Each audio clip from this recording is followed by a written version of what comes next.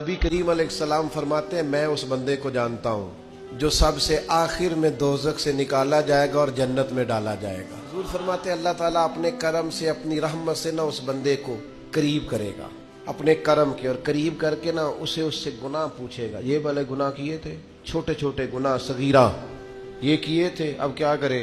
वो कहेगा, मालिक वो हो गई गलती, मैं भूल गया था। अल्लाह फरमाएगा, ये वाला भी किया था, या अल्लाह गलती हो गई, नफ्स गालिब आ गई। ये वाला भी किया था, अल्लाह मैं भूल गया था। हुजूर फरमाते हैं, अब ये बंदा डर रहा है कि ये तो अभी छोटे छोटे हैं, मेरे तो पाप भी हैं बड़े बड़े पीछे, ये जो शुरू हुआ है काम तो ये कहीं दूर ही ना निकल जाए, क्योंकि ये तो छोटे छोटे गुनाह सगायर अभी आ रहे हैं, तो पीछे कबायर भी हैं और बड़े बड़े गुनाह हैं।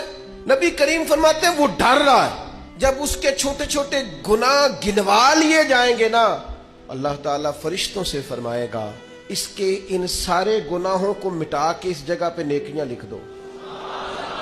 नबी पाक फरमाते हैं, जब कहा ना इसके गुनाह मिटा के नेकियां लिख दो, तो फौरन बोल पड़ा, कहने लगा, या अल्लाह मैंने तो बड़े बड़े भी किए, अल्लाह वो बड़े बड़े भी तो मेरे ही है ना, वो किधर गए?